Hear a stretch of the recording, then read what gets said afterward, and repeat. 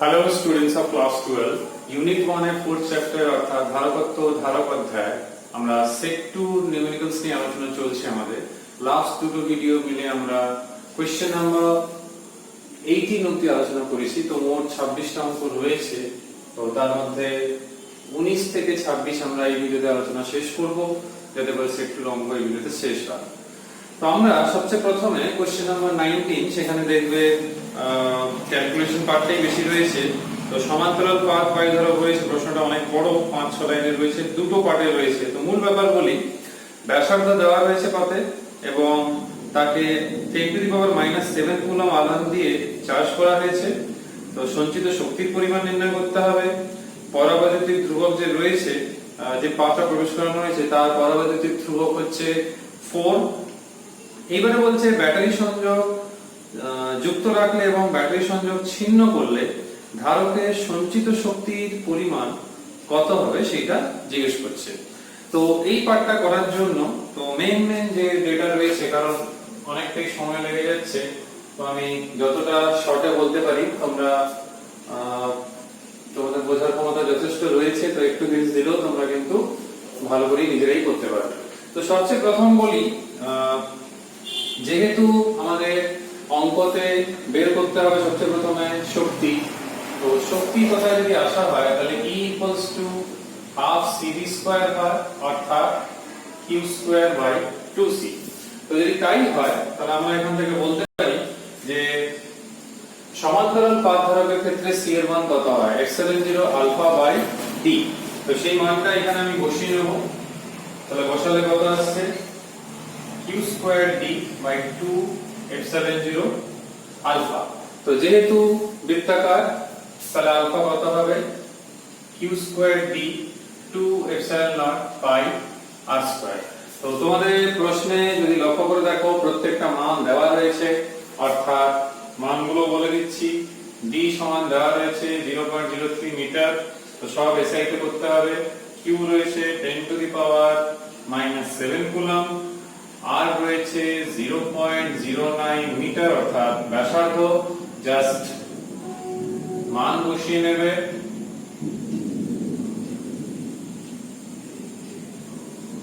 তাহলে মান বসিয়ে কত পাচ্ছি 6.67 10⁻⁻5 জুল 6.67 10⁻⁻5 জুল এইবার হচ্ছে যে সেকেন্ড পার্ট যেটা রয়েছে কোশ্চেনে যেটাকে তারা একের দাগ বলে নাম দিয়েছে প্রশ্নে তো সেইখানে যেটা জিজ্ঞেস করা রয়েছে যে ব্যাটারি যুক্ত থাকলে সে শক্তি কত হবে না দেখো ব্যাটারি যখন যুক্ত থাকছে তখন যেটা মূল ব্যাপার হচ্ছে সেটা হচ্ছে বিভব পার্থক্যের কোনো পরিবর্তন হচ্ছে না তো সেই জন্য আমরা যদি ভিটা বের করে নিই v সমান q/c সেখান থেকে c এর এক্সপ্রেশন বসিয়ে দিচ্ছি যেরকম এখানে আমরা করেছিলাম তো কত হচ্ছে ε0 পাই r² আর আমরা সেই সময় যে শক্তির পরিমাণ সেটা যদি আমি E1 বলি তাহলে কত হবে হাফ c' v² c' এই কারণে বলছি কারণ হচ্ছে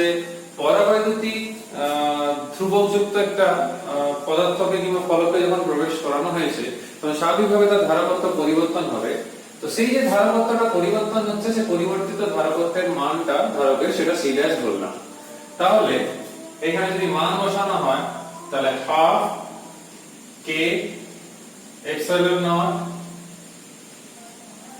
এই মানটার কথা আমি বলছি যেখানে k থাকবে এইজন্য k ইনক্লুড করা হয়েছে by d into q² d by ε0 pi r² তো এইখান থেকে যদি লক্ষ্য করে দেখো সিম্পলিফিকেশন করে যেটা পাওয়া যাচ্ছে সেটা কি না k ইনটু e তো এমনিও তোমাদের ফর্মুলা আলোচনা করার সময় বলেওছিলাম দেখো এখানে বাকি সবগুলোর সঙ্গে যেটা ম্যাচ করছে সেটা হচ্ছে এইটা ম্যাচ করছে তাহলে এর সঙ্গে এটা শুধু q গুণ থাকছে সেই qটা থাকছে তো একটা কাজ করি এখানে ক্যাপিটাল q আমি ইউজ করেছিলাম সো এখানে ক্যাপিটাল q টাই রাখি তাহলে মিল থাকবে তোমরা স্মল q লিখতে পারো সেরকম কোনো ব্যাপার নেই তো এইখান থেকে যদি বলা হয় মানের কথা তাহলে এখানে 4 আর e এর মান এখানে রয়েছে সেটা হচ্ছে 6.67 10⁻⁻5 গুণ করে যেটা আসবে তত জুল হচ্ছে উত্তর আর সেকেন্ড পার্ট যেটা রয়েছে সেখানে যেটা রয়েছে প্রশ্নে যে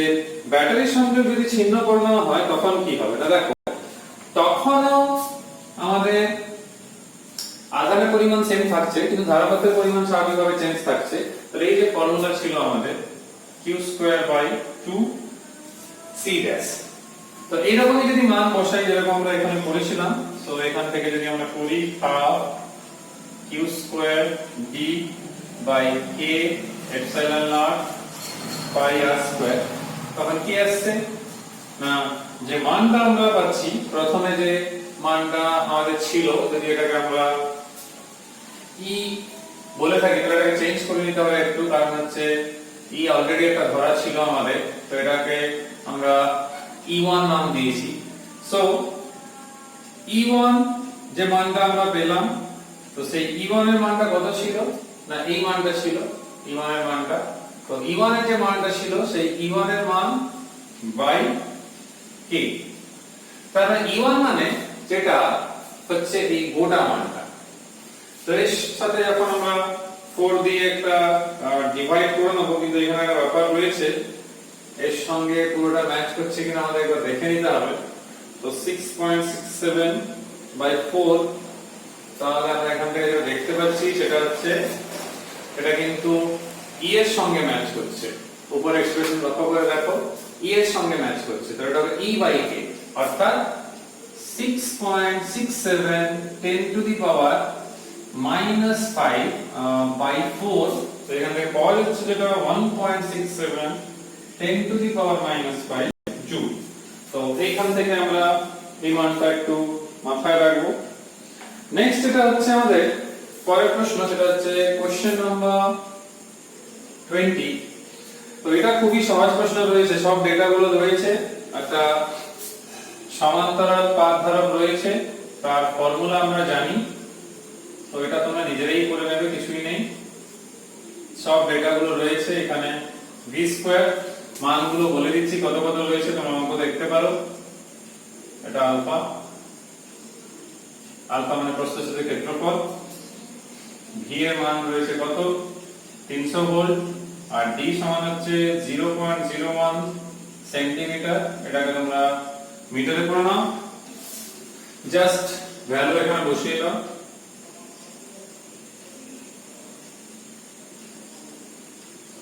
তাহলে মান বসিয়ে কত পেয়েছি, e পেয়েছি 0.028 জুল, তোমরা নিজেরা ক্রস চেক করতে পারো।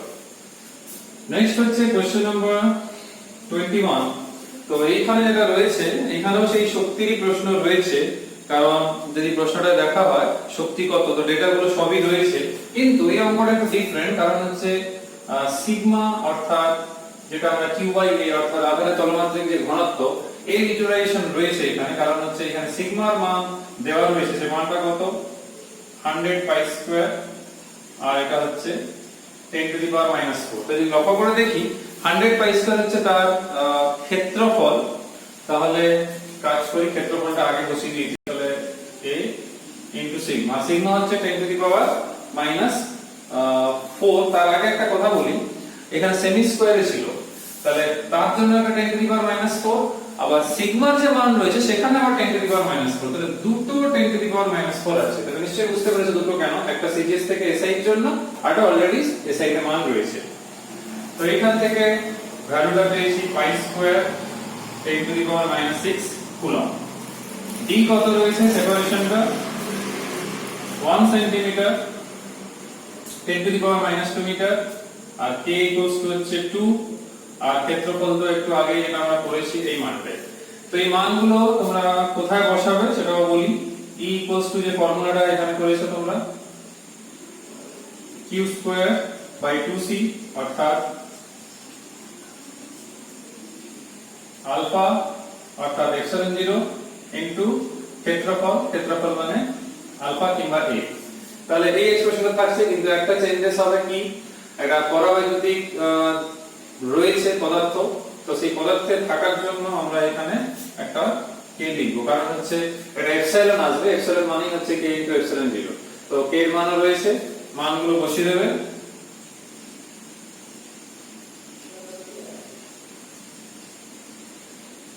তাহলে মান বসে যেটা আমরা পেলাম E equals to 0.278 জুল। তো সেটাই হচ্ছে আমাদের অ্যানসার। নাও কোশ্চেন নাম্বার 22 তে যদি আমরা মুভ করি, এখানেও দেখবে সঞ্চিত শক্তি, কিন্তু এখানে পরিবর্তনের ব্যাপার রয়েছে। আর শর্তে দেখবে যেটা বলা রয়েছে, যদি পাত দুটির ব্যবধান অর্ধেক করা হয় তখন কি হবে। তো এইটা একটা ব্যাপার রয়েছে। আর প্রাথমিক যে ধারকত্ব সেটা রয়েছে 300 মাইক্রোফ্যারাড। এবার দেখো, তোমরা তো এক্সপ্রেশন গুলো অনেকবার দেখলে, অনেকবার আমরা ইউজ করলাম। তো C ইকুয়ালস টু এই এক্সপ্রেশনটা যেটা আমাদের ছিল, তো এখানে দেখো C এর সঙ্গে D এর এই সম্পর্ক, ব্যস্তানুপাতিক সম্পর্ক। তো যখন আমরা D কে D/2 করব, তখন C1 এর মান যেহেতু 300 মাইক্রোফ্যারাড রয়েছে, তো C2 হয়ে যাবে তার দ্বিগুণ। যেহেতু D এর জায়গায় D/2 হচ্ছে, যখন এটা 2 আসছে, তখন সেটা হয়ে যাবে কত? 600 মাইক্রোফ্যারাড। তো 600 মাইক্রোফ্যারাড হলো, তো সেই মানটা বের করে নিলাম। তাহলে 600 মাইক্রোফ্যারাড যদি হয়, প্রশ্নে যেহেতু সাপ্লাই ভোল্টেজ রয়েছে 200 ভোল্টেজ, তাহলে Q সমান কি হয়? C1V। তো C1 কত? 300 ইনটু 200। তো 300 ইনটু 200 করার পর মাইক্রোকুলম, অর্থাৎ মাইক্রোকুলমকে যেহেতু কুলম্বে বের করছি, তাহলে কাজ করি 10 টু দি পাওয়ার -6 দিয়ে গুণ করি, তাহলে 6 into 10 to the power -2 coulomb. এরপর যেরকম আমরা এখানে বের করতে পাচ্ছি, সেই রকম আমাদেরকে প্রাথমিকভাবে যে ভোল্টেজটার কথা বলা হয়েছে এখানে, যেহেতু এখানে প্রশ্নে যেহেতু বলা রয়েছে বিভব পার্থক্যের কথা বলা রয়েছে, তাহলে প্রথমে যদি এটাকে আমি V1 নাম দিয়ে দিই, যেটা ছিল, তো স্বাভাবিকভাবে C চেঞ্জ হয়েছে, সেই জন্য তার বিভব পার্থক্যের যে পরিবর্তন হয়েছে, কারণ হচ্ছে এখানে বলাই রয়েছে ব্যবধান অর্ধেক করে দেওয়া হলো, তাহলে পাত দুটির বিভব পার্থক্য কত হবে? কারণ হচ্ছে উৎস থেকে সেটা ছিন্ন করা হয়েছে। যদি উৎসটা ফিক্স থাকতো, যদি না খোলা হতো, তাহলে কিন্তু বিভব পার্থক্য সেম বজায় থাকতো, কিন্তু এখানে সেটা হচ্ছে না। সেই জন্য আমরা এখানে বলবো যে V2 সমান, তাহলে যেটা পরিবর্তিত বিভব সেটা হবে কি? Q/C2। তাহলে Q/2C1। Q এর মান কত? না, Q এর মান, আচ্ছা Q/C1 যদি বলি, তাহলে একটা সহজ কাজ করতে পারি। Q/C1 মানেই হচ্ছে V1, তাহলে V1/2, অর্থাৎ 200/2, 100 করে। তো এবার যেহেতু আমাদের শক্তির পরিবর্তনের কথা বলা হয়েছে, এখানে সঞ্চিত শক্তি একটা দেখতে পাচ্ছি আমরা একটা হ্রাসের কথা বলা হয়েছে, কারণ প্রথমে জিজ্ঞেস করা হয়েছে যে বিভব পার্থক্য কত হবে। তো বিভব পার্থক্য বুঝতেই পারছো, আগে ছিল 200, এখন হয়ে গেছে 100 ভোল্ট। কিন্তু শক্তির পরিবর্তনটা কি করে বের করবে তোমরা? না, হাফ C1 V1 স্কয়ার আর E2 সমান হাফ C2 V2 স্কয়ার। তো এই তথ্যগুলো সব ডেটাগুলো দেখো, C1 এর মান দেওয়া রয়েছে 300, C2 এর মানও দেওয়া রয়েছে। দেখো V1 হচ্ছে 200, V2 হচ্ছে 100। মান বসাবে, যেটাকে বিয়োগ করবে। তো আমি যেটা পেয়েছি সেটা বলি, এইখানে বসিয়ে তোমরা নিজে চেক করতে পারো। এটা 6 জুল পেয়েছি, এটা 3 জুল পেয়েছি। তাহলে এখান থেকে E1 E2 বলে পরিবর্তনটা পেয়ে যাব, অর্থাৎ 3 জুল পেয়ে যাব। তো এইভাবে অ্যাপ্রোচ করবে তোমরা। এবার আমরা চলে আসি লাস্টে যে তিনটে অঙ্ক রয়েছে, সেটা হচ্ছে যে কোশ্চেন নাম্বার 23, 24, 25 এবং 26।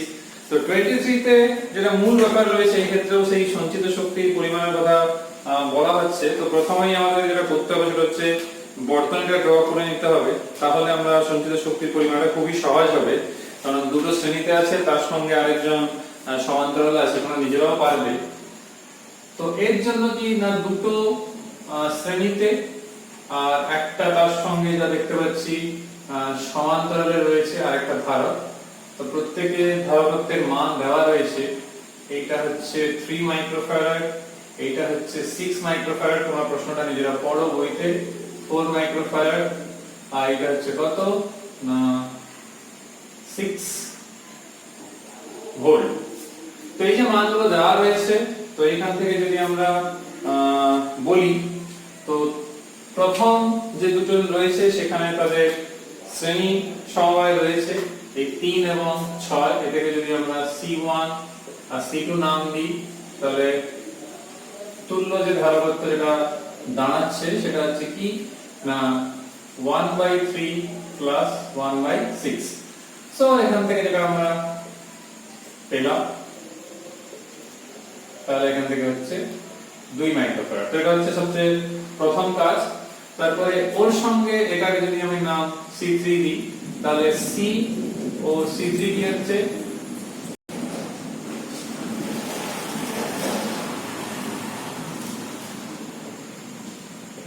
সমান্তরাল সমবেত আছে।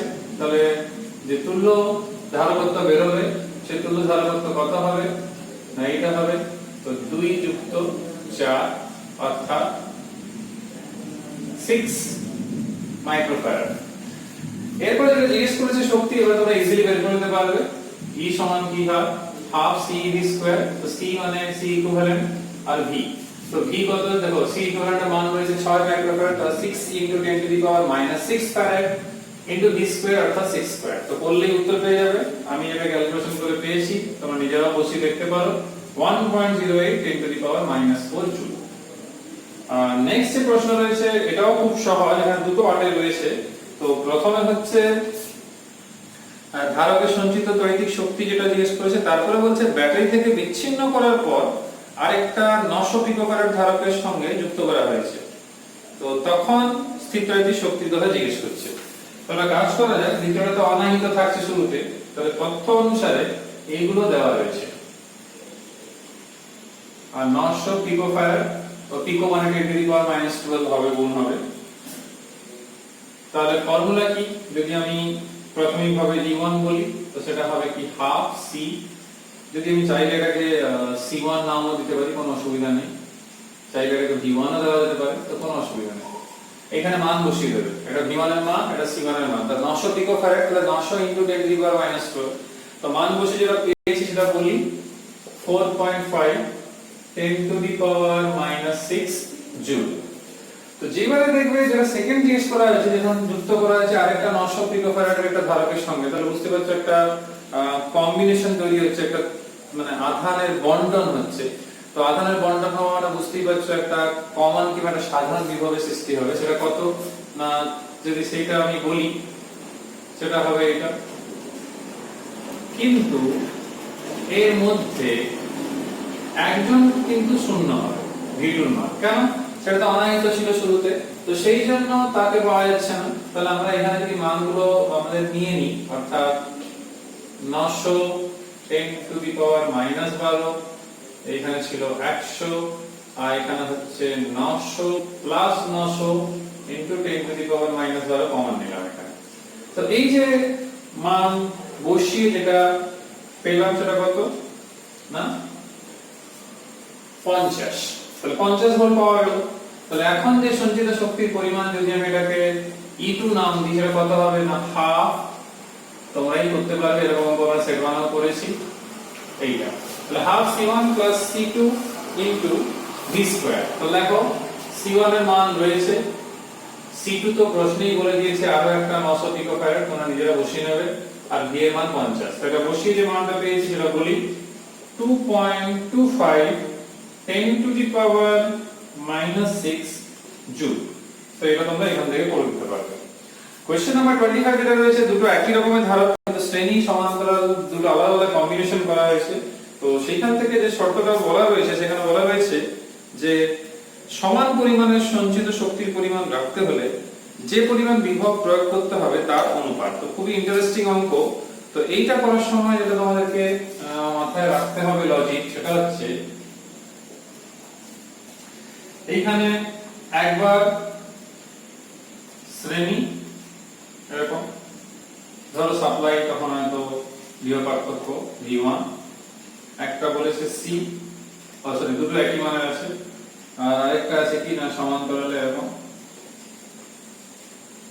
তখন আমরা বিভব পার্থক্য বিষয়টা আলাদা ধরে নেব।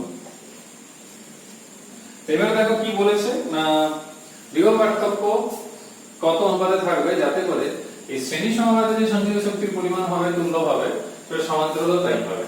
তো এই ক্ষেত্রে যে শ্রেণী সমবায়ের ক্ষেত্রে যে তুল্য যদি আমি ধরি C1, তো সেটা দাঁড়াচ্ছে কত C/2। এখানে তুল্য ধারকত্বের কথা আমি বলি, তাহলে এটা আসছে 2c। তো প্রশ্নে কি বলেছে যে প্রথম ক্ষেত্রে যার হবে সঞ্চিত শক্তির পরিমাণ অর্থাৎ হাফ c1 আর v1 স্কয়ার, দ্বিতীয় ক্ষেত্রে যেন অবশ্যই হতে হবে। তো এইটা শর্ত। তো এটা যদি হয় হাফ হাফ, তো এমনি কেটে যাচ্ছে। c1 কত না c/2, আর এখানে c2 টা কত না 2c v2 স্কয়ার। সো এখান থেকে আমাদের যেহেতু অনুপাত চেয়েছে, তার মানে অন্তিম কি প্রাথমিক সেটা দেখে নিতে হবে। এখানে যে বলেছে যে বিভব পার্থক্য প্রয়োগ করতে হবে, তো সেইটা অনুপাত জিজ্ঞেস করছে। যদি কোনো অসুবিধা নেই আমাদের, তো সেটা অ্যাকচুয়ালি v1:v2 যদি করা হয়, তখন ব্যাপারটা দাঁড়িয়ে যাচ্ছে কি, তোমরা এখানে দেখো, যদি আমরা v1 স্কয়ার v2 স্কয়ার করি, তো এটা আসছে, তাহলে v1 এটা আসছে কত 1/2 2/1।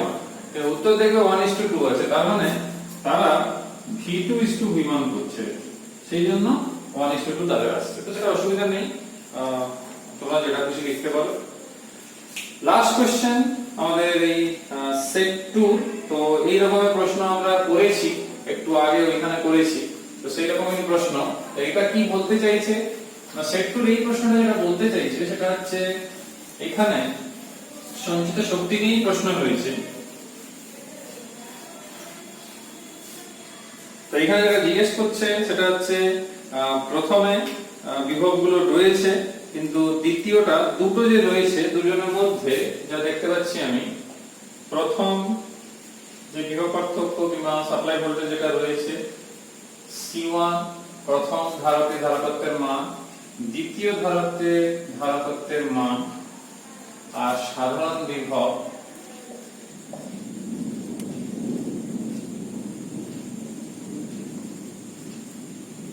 তো দ্বিতীয় ধারকটা অনাহিত রয়েছে, সেই জন্য আমরা ইজিলি বলতে পারি এটাকে জিরো বলতে পারি, যেহেতু অনাহিত রয়েছে মানে গ্রাউন্ডেড রয়েছে। তো যেহেতু অনাহিত, তার কাছে কোনো আধান নেই, সেই জন্য কোনো তার বিভব নেই, গ্রাউন্ডেডের বলার দরকার নেই, কারণ যেহেতু নট ইলেকট্রিফাইড সেই জন্য বিভব নেই, কারণ কি প্রপোর্শনাল টু ভি মান। তো এইখান থেকে আমরা মানটা বের করে নেব। তো C1 কত 10 30, আর নিচে কত 10 যুক্ত 50। অ্যাকচুয়ালি মাইক্রোফ্যারাড মানে এখানে 10⁻⁶, এখানে 10⁻⁶। তাহলে আমরা চাইলে না করলে কোনো অসুবিধা নেই। তো এখান থেকে আমরা 5 ভোল্ট পেলাম, কারণ 300/60 হচ্ছে। এবার বলছে যে প্রাথমিক শক্তি এবং চূড়ান্ত শক্তি সেটা কত হবে। বিভব পার্থক্য ফার্স্ট পার্টটা তো আমাদের হয়েই গেল, এটা ফার্স্ট পার্ট। তো প্রাথমিক এবং চূড়ান্ত শক্তির কথা বলা আছে। প্রাথমিক শক্তি যদি বলা হয় তাহলে কত হবে না হাফ C1 v1 স্কয়ার।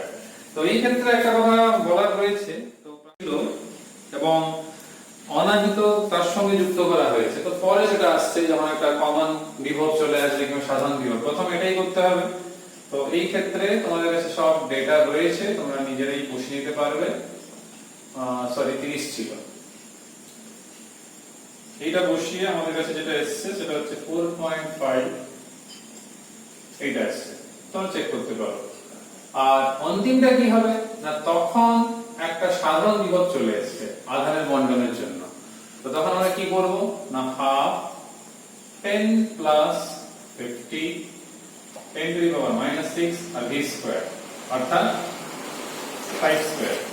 তো এইটা বসিয়ে যেটা আমরা পেয়েছি সেটা হচ্ছে 75 10⁻⁻5 জুল, কিন্তু উত্তর যেহেতু ফ্র্যাকশনে রয়েছে একই রেঞ্জে আনার জন্য এইটা আছে 0.75 × 10⁻³ জুল। তো এটা যদি দেখা হয় সেটাই থাকছে। তো এখানে আলোচনা শেষ হচ্ছে। ফাইনালি আমাদের এই গাণিতিক এমসিকিউ সেট 1 সেট 2 অনেকগুলো ভিডিও লাগলো, অনেকগুলো অঙ্ক রয়েছিল। তো বহু কষ্টে আমরা শেষ করলাম, তোমাদের উপরেও চাপ হচ্ছে, অতগুলো করতে হচ্ছে, কিন্তু কিছু করার নেই। এইচএস এন্ট্রান্স সব দিক থেকে বলতে গেলে এই চ্যাপ্টারটা খুব গুরুত্বপূর্ণ। অনেক ভ্যারাইটির অঙ্ক রয়েছে এখানে, যেহেতু ইভেন এর পরের চ্যাপ্টার গুলোতেও একই অবস্থা, ওহমের সূত্র এবং কারশফের ক্ষেত্রেও। তো আমরা এখানে আলোচনা শেষ করছি। অন্যান্য চ্যাপ্টারে কিন্তু আমরা হটসেল নিউমেরিক্যালে আলোচনায় যাই না, কারণ হচ্ছে সেগুলো সাধারণত 4-5 নম্বরের প্রশ্ন কিংবা 3-এর বেশি প্রশ্ন যেহেতু থাকে, তো সেগুলো আমাদের এইচএস এ কিন্তু খুব একটা ইম্পর্টেন্ট হয় না, যেহেতু আমরা মূলত এইচএস নিয়ে আলোচনা করি। তো এই চ্যাপ্টারটা কিন্তু একটু ডিফারেন্ট। তার কারণ হচ্ছে এই চ্যাপ্টারে কিন্তু কিছু হটসেট নিউমেরিক্যাল কিন্তু খুব গুরুত্বপূর্ণ রয়েছে এন্ট্রান্সের দিকে যদি তাকানো হয়, আর এইচএসও স্পেশালি। তো এন্ট্রান্সও কিন্তু খুব কাজে লাগে। তো ওই জন্য সেই কথাটা ভেবে কষ্ট হলেও আর ভিডিও সংখ্যা বাড়লেও আমরা গৌণসূত্র চ্যাপ্টারে যাওয়ার আগে এই হটস নিউমেরিক্যাল প্রবলেম সেটের যে প্রশ্নগুলো রয়েছে, অর্থাৎ এমনি তো রয়েছে 31টা প্রশ্ন, কিন্তু তার মধ্যে আমাদের মোটামুটি 10 থেকে 14টা প্রশ্ন এরকম রয়েছে, সেগুলো কিন্তু আমাদের এইচএস পরীক্ষা এবং এন্ট্রান্সে খুব গুরুত্বপূর্ণ হতে পারে। তো সেই জন্য আমরা নেক্সট দুটো ভিডিওতে দুটো পার্টে মোটামুটি 14-15 অঙ্ক আমি বাছাই করে রেখেছি যেগুলো এইচএস এ কাজে লাগতে পারে আর এন্ট্রান্স হবে, সেটা আমরা দুটো পার্টে নেক্সট দুটো ভিডিওতে আলোচনা করে এই চ্যাপ্টারটা আমরা কমপ্লিট করব ফাইনালি। তারপরে ভিডিওতে আমরা আবার নতুন চ্যাপ্টার আমাদের ইউনিট 2 অর্থাৎ প্রবাহিতরি তড়িৎ প্রবাহ এবং ওহমের সূত্র, সেটা আমরা শুরু করব। সবাই সুস্থ থাকবে, সাবধানে থাকবে, ঘরে ভালো করে মন দিয়ে পড়াশোনা করবে। আর কারো কোনো বুঝতে অসুবিধা থাকলে ভিডিওতে যা পড়ানো হয়েছে সেটা কমেন্ট করে জানাবে। আমি চেষ্টা করব তোমাদেরকে যতটা সম্ভব সাহায্য করা যায়। তো নেক্সট ভিডিওতে আবার দেখা হচ্ছে। Till then, by.